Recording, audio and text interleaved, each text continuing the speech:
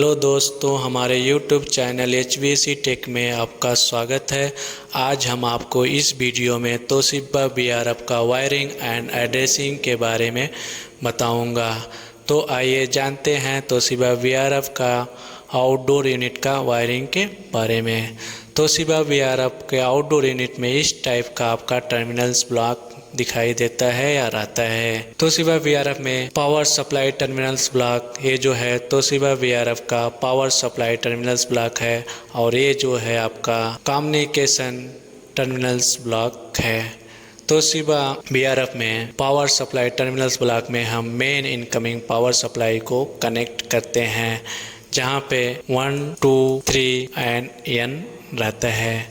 हम 1 में रेड को और 2 में येलो को एंड 3 में ब्लू को एंड 4 में न्यूट्रल्स यानी हम ब्लैक वायर को कनेक्ट करते हैं।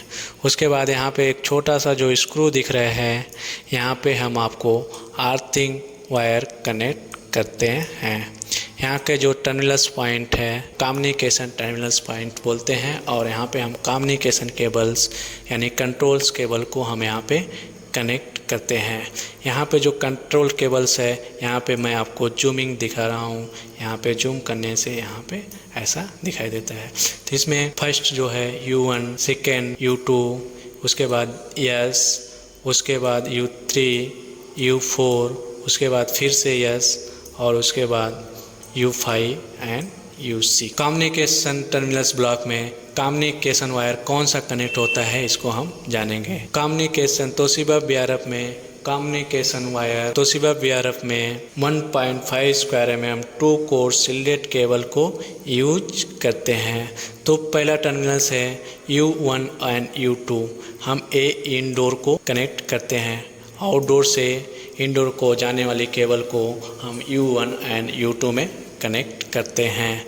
और यहाँ पे जो यस है, यहाँ पे टर्मिनल्स नंबर 3 जो यस है, वहाँ पे हम वायर का जो सिलेट रहेगा, जो ऊपर से कोटिंग रहेगा, उसको हम यस में कनेक्ट कर देते हैं। उसके बाद टर्मिनल्स पॉइंट U3 और U4 U4 टर्मिनल्स जो केबल्स है वो अपना सेंट्रल रिमोट के लिए हम यूज करते हैं, यानी सेंट्रल लिमिट से जो कम्युनिकेशन कंट्रोल केबल आएगा उसको हम U3 एंड U4 में यूज करते हैं।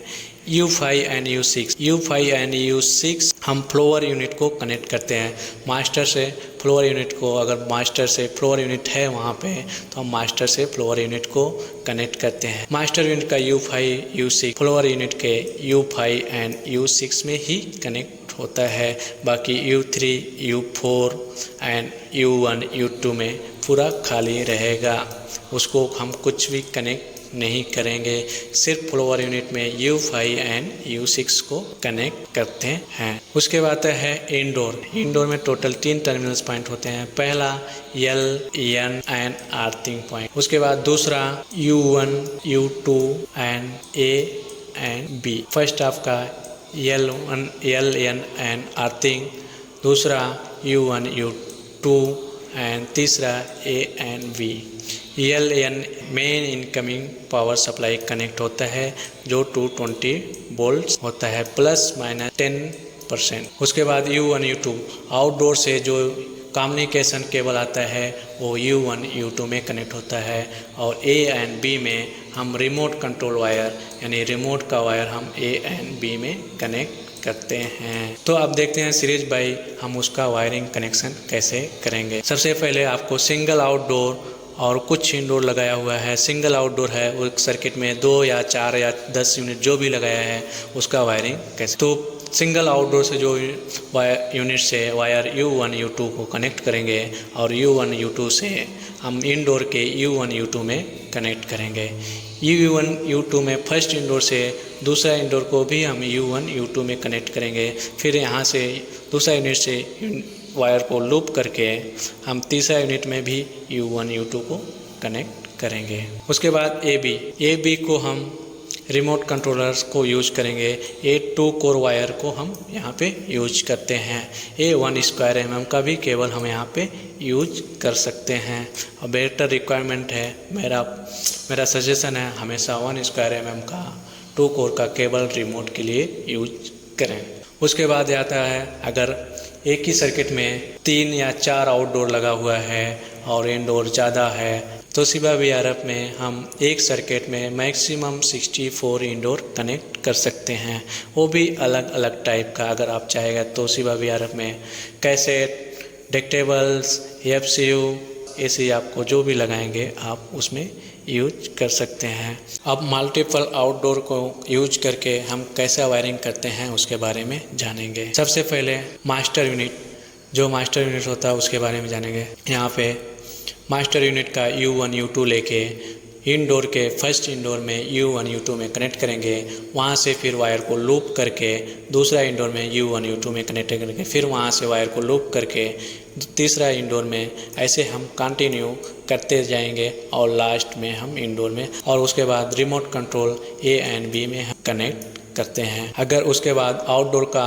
अगर एक से अधिक आउटडोर है तो हम दूसरे आउटडोर को हम मास्टर आउटडोर से U5 U6 को कनेक्ट करके दूसरे आउटडोर के U5 और U6 में हम कनेक्ट करते हैं। अगर एक से यानी 2 नहीं 3 है तो फिर उस यूनिट से एक वायर लूप करके U5 और U6 में हम कनेक्ट करते हैं। अब सेंट्रल रिमोट मास्टर आउटडोर का वायर से U3 U4 को कनेक्ट करके फिर दूसरा जो भी दूसरा सर्किट का मास्टर यूनिट है उसका U3 U4 को लूप करके मास्टर यूनिट से आया हुआ U3 U4 को हम सेंट्रल रिमोट के U1 U2 टर्मिनल्स पे कनेक्ट करेंगे। ये आपका तोशिबा VRF का आउटडोर का कंट्रोल PCB का फ़ोटो है। ये जो आपको दिखाई दे रहा है तोशिबा VRF का आउटडोर का यहाँ पे जो कुछ बटन है, यहाँ पे कुछ बटन है, ये हमारा प्रोग्रामिंग करने के टाइम पे यूज किया जाता है। तो सबसे पहले ये जो आपको पीला कलर का बटन दिखाई दे रहा है ये आपका रोटरी स्विच है, यानी कि घुमाने वाला स्विच है। इसमें एक नंबर लिखा होता है, यहाँ पे छोटा सा कट होता है, यहाँ पे छोटा सा कटिंग होता है, इसमें नंबर हम देख सकते हैं। इसको अगर हम रोटेट किया तो ये वाला नंबर ब्लॉक हो जाएगा, दूसरा जिसमें कटिंग पॉइंट आएगा वो नंबर शो करेगा, यानी कि एक नंबर 1 to 16 तक लिखा रहता है। सभी का अलग अलग काम होता है, सभी नंबर का अलग अलग वर्क है। तो इसमें आपको SW1 SW2 SW3 ये स्विच का इंडिकेट किया गया है। उसके बाद यहाँ पे एक डिस्प्ले लगाया गया है। ये डिस्प्ले हमारा एरर कोड्स एंड प्रोग्रामिंग का जो भी हम कुछ करते हैं इसमें हमको शो करता है, और ऊपर जो 3 बटन दिया है इसको उपयोग करके हम प्रोग्रामिंग को सेट या डिलीट करते हैं। तो पहला बटन जो है SW4 और दूसरा SW5 और तीसरा जो बटन है SW15 बटन्स। तो एड्रेसिंग कैसे करते हैं, तोशिबा VRF का एड्रेसिंग कैसे करते हैं। तोशिबा VRF का एड्रेसिंग करने से पहले सबसे पहले इनडोर का पूरा MCB ऑन कर लीजिए, सभी पावर सप्लाई को ऑन कीजिए, सभी में चेक कीजिए सभी इंडोर में पावर सप्लाई प्रॉपर यानी आ रहा है या नहीं। अगर आ रहा है तो आप आउटडोर के पास हैं और आउटडोर का MCB ऑन कीजिए। आउटडोर का MCB ऑन करने के बाद आपको डिस्प्ले में कुछ मिनट बाद यानी कुछ टाइम बाद आपको डिस्प्ले में U1 L08 दिखाई देगा, यानी शो करेगा। उसके बाद आपको ये जो बटन आपको SW15 है इसको 4 सेकेंड तक प्रेस करके रखना है डिस्प्ले में, फिर ऑटो 1 करके ऑटो 1 आपको दिखाई देगा। ऑटो 1 आने से SW15 बटन को फिर से छोड़ दीजिए। डिस्प्ले में ऑटो 1, ऑटो 2, ऑटो 3 करके 9 तक जाएगा, और 9 जाने के बाद एक रिले छोटा सा साउंड आएगा, उसके बाद U1 ब्लिंक होगा, उसके बाद U1 स्टॉप हो जाएगा। आपका एड्रेसिंग अभी कंप्लीट हो गया है।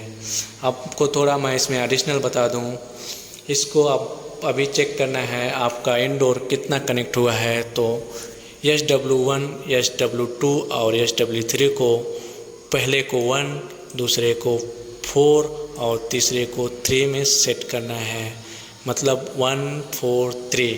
किसी कॉपी में इसको लिख लीजिए 1 4 3। अगर मान लो आपका यूनिट 12 कनेक्ट हुआ है, उसके बाद यहाँ पे C दिखाएगा और जितना यूनिट ऑन रहेगा उसको आपको यहाँ पे शो करेगा। अगर एक भी यूनिट ऑन नहीं है यहाँ पे 0 दिखाई देगा। अगर 12 में से 8 यूनिट ऑन है 8 यहाँ पे आपको दिखाई देगा। सी से दिखाई देने वाले नंबर आपको नंबर ऑफ कनेक्ट इंडोर दिखाएगा और सी के बाद जो नंबर दिखाई देंगे वो कितना यूनिट ऑन है आपको वो शो। अगर आपका कुछ एरर आ जाता है तो उसको फिर से हम यूनिट को री एड्रेसिंग करना पड़ता है। रिंग एड्रेसिंग कैसे करते हैं इसके बारे में मैं आपको बता। पहला SW1, SW2 और SW3 को पहले को 2 में और दूसरे को 1 में और तीसरे को 2 में रखना है और डिस्प्ले में ऐड बस दिखाई देगा। ऐड बस दिखाई देने के बाद SW4 बटन प्रेस कीजिए। उसके बाद आपको डिस्प्ले में ऐड CL दिखाई देगा।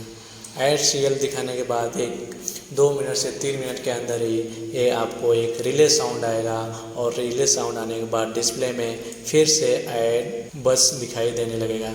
ऐड बस दिखाई देने के बाद रोटेट स्विच को यानी SW1 को, SW2 को, SW3 को फिर से 1 में रख दीजिए। उसके बाद डिस्प्ले में कुछ टाइम बाद आपको U1 L08 डिस्प्ले में शो करेगा। L08 आने के बाद फिर से आप SW15 बटन को प्रेस कीजिए। कुछ सेकंड के लिए प्रेस करके रखिए यानी कि 4 सेकंड के लिए प्रेस करके रखिए। डिस्प्ले में आपको ऑटो 1 शो करेगा। ऑटो 1 शो करते ही SW15 बटन को छोड़ दीजिए।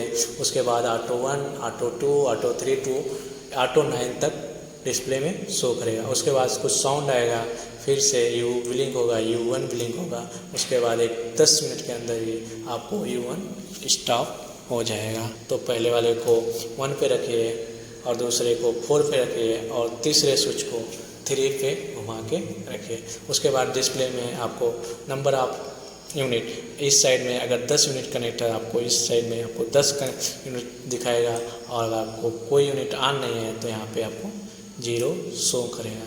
उसके बाद आपको टेस्ट मोड कैसे करना है।